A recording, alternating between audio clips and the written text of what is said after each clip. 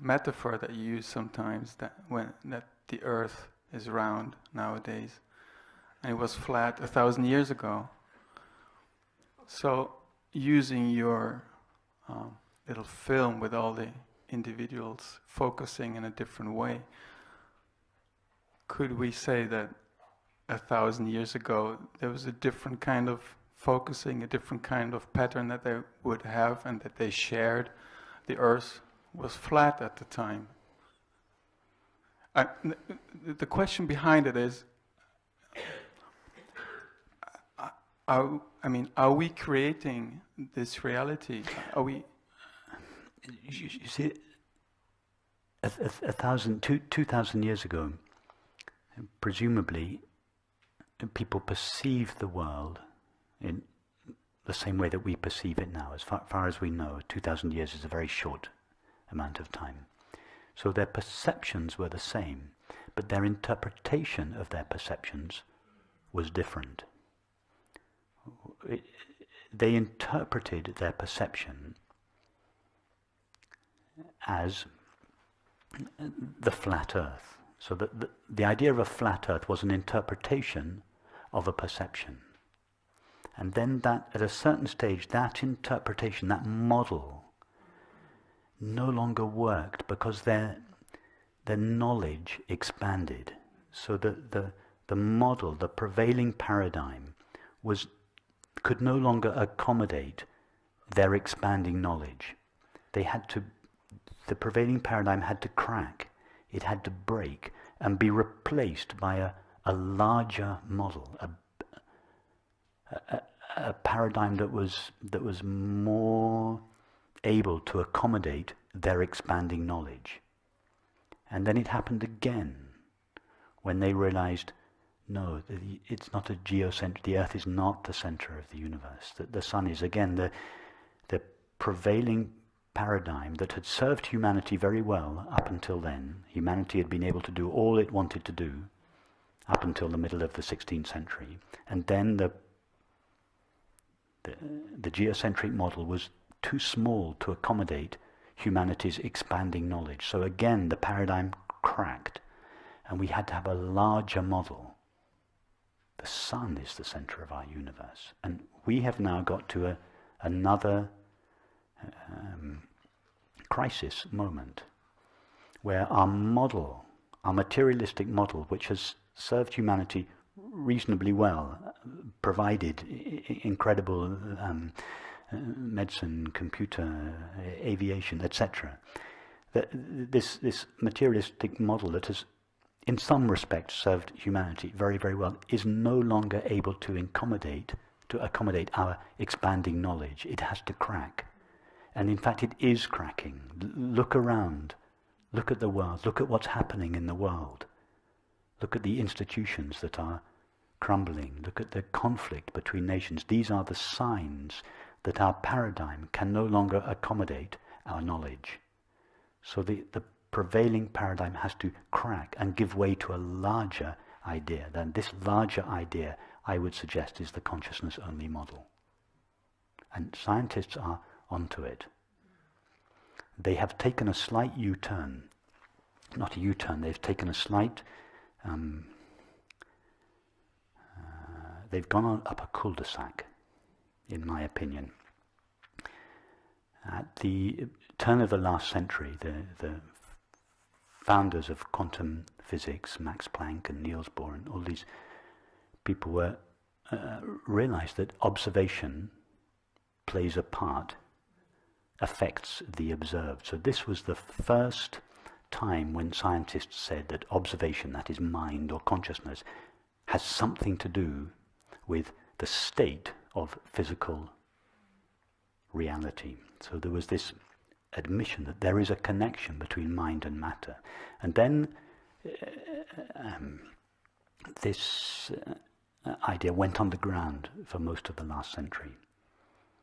But now it has resurfaced again. Consciousness again is on the map in a big way for scientists with this question, the hard problem of consciousness. How does consciousness come out of matter? And the way they think, most scientists, that are interested in consciousness, the way they think at the moment, the way they reason is this. They notice that we are conscious. We experience. We perceive the world. So humans are obviously conscious. We notice also that when we tread on our cat's paw, it screeches. So presumably the cat feels experience. Therefore the cat must be conscious. So not only humans have consciousness, but cats and dogs and chickens and fishes. When you fish them out of the water, they don't like it. When you see them, flapping on the decks when they're being taken out of their nets, they definitely don't like it. So they must be feeling something. So we keep going down, and the question that scientists ask is, where do we draw the line? Where can we say that all creatures on this side of the line are conscious, but creatures on the other side of the line aren't? In other words, when does matter become conscious? And the line is moving. Can we say that amoebas, for instance, they move towards certain environments and away from other kinds of environments? So there must be a modicum of consciousness in an amoeba. Plants also are attracted towards the sun. So can we say that plants have a degree of consciousness? So this is the way the thinking is going at the moment. The line is shifting more, and now the new idea is that everything has a degree of consciousness. It's called panpsychism. Pan in Greek meaning all or everything, and psyche meaning mind. In other words, everything has mind, or everything has consciousness. And the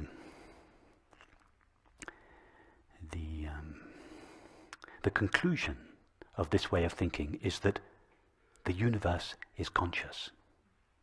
And this is considered to be equivalent to the non-dual understanding. Consciousness pervades everything, but it is not. It is a misunderstanding. It is panpsychism. It's a form of materialism, because the mistake is right at the very beginning. The mistake is I, the body, am conscious. This is where the scientist starts. It is the body, it is I, the body, that am aware. It is me, this body, that is aware of this room. Once you start there, you're building your house on sand. Everything you think downstream, sorry, I'm mixing my metaphors there. Everything you think after that initial thought is going to contain the original mistake within it. If we think I, the body, is conscious, then we're going to think dogs are conscious. Then we're going to think cats are conscious. Then chickens and fishes and amoebas and plants and cars and pavements and lampposts and houses. And eventually we'll think the universe is conscious. No, the universe is not conscious. Lampposts are not conscious. Computers are not conscious and never will be. Amoebas and flowers and dogs and cats and human beings are not conscious. Only consciousness is conscious. Only awareness is aware.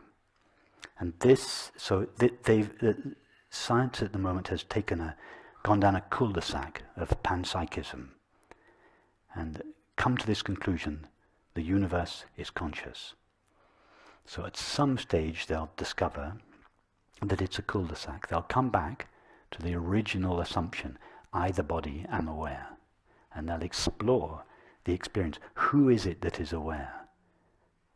It is not the body that is aware, it is awareness that is aware. And then if they start building their model on that fact of experience, as we have been here, that's what we've been doing. We've started with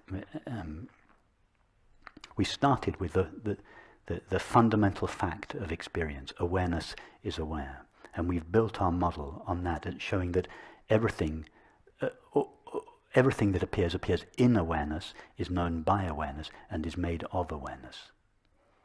So when we hear things like everything is pervaded by consciousness. And we even read this in the Bhagavad Gita, everything is pervaded by awareness. It is a statement like that is a concession. In the case of panpsychism, it's just a misunderstanding. But in the Bhagavad Gita, they knew better. So why, we might ask, did they make statements like, everything is pervaded by awareness? It's a concession to the mind that believes there are a multiplicity and diversity of things. As a concession to that belief, we can say all those things are pervaded by consciousness. But everything is not pervaded by consciousness. There are no things to be pervaded by consciousness. No one would ever say the landscape in a movie is pervaded by the screen. There is no such thing as a landscape to be pervaded by the screen. There is just the screen, which is modulating itself as the landscape. So the universe is not conscious, and it is not pervaded by consciousness. There is just consciousness, which appears to itself as the universe.